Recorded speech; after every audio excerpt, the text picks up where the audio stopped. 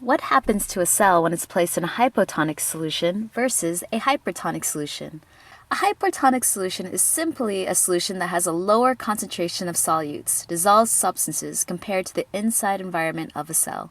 For example, water is considered a hypotonic solution since it is very low in solutes.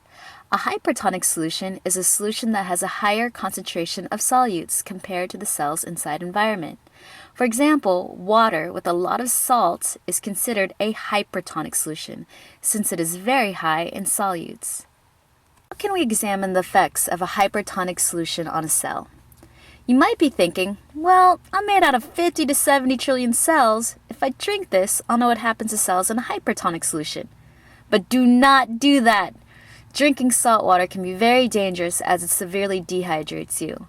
Nausea, vomiting, and even hallucinations are just a few symptoms of drinking massive amounts of salt water. Ask anyone who's been stranded at sea, which is unlikely because people who drink seawater eventually died due to kidney failure. So what you really need is a lab animal to conduct your test. Darn, she's too smart. Time to try your older brother.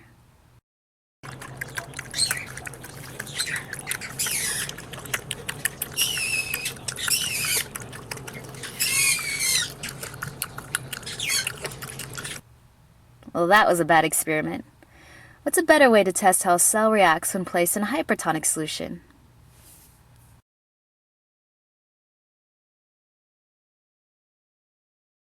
Some eggs, like chicken eggs, are surrounded by a hard outer membrane which protects the semi-permeable inner membrane.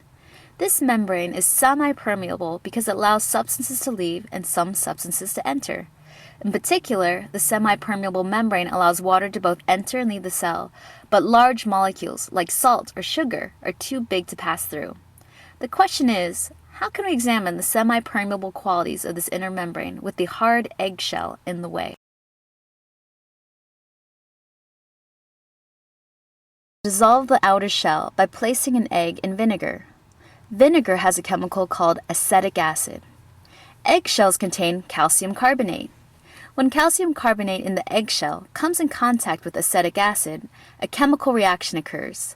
Calcium carbonate will break down to form carbon dioxide, water, and calcium acetate, thus dissolving the calcium carbonate shell. Within seconds, you'll see bubbles form. These bubbles are carbon dioxide that are produced when acetic acid breaks down the eggshell. Within 3 days, you should have a semi-permeable membrane free of the hard outer shell to conduct your experiment.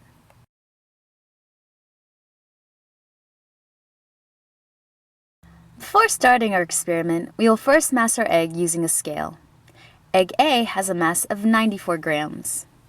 Egg B has a mass of 103 grams. Egg A we will place in a hypotonic solution, water. Egg B we'll place in a hypertonic solution, thick and sugary corn syrup.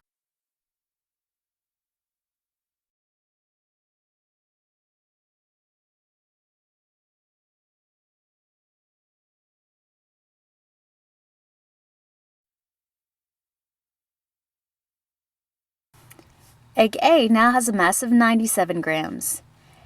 Egg A increased slightly to 103% of its original weight.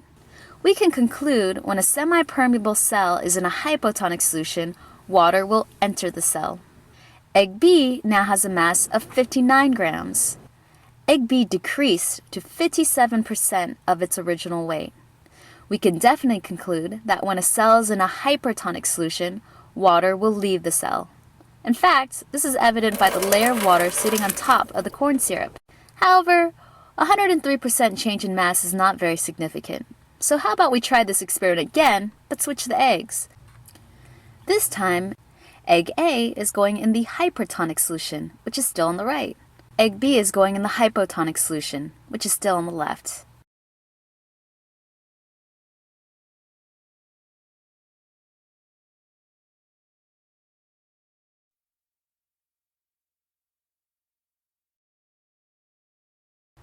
After several hours, mash your eggs again. Egg A went from 97 grams to 55 grams. Egg A has decreased to 57% of its original weight. Egg B went from 59 grams to a whopping 105 grams. Egg B has increased in weight to 177%. From this experiment, we can definitely conclude that when a cell is in a hypotonic solution, like water, water enters the cell. On the other hand, when a cell is in a hypertonic solution, like corn syrup, or more realistically salt water, water will leave the cell. Now that you're done with this experiment, time to play with those shellless eggs. No! You're just gonna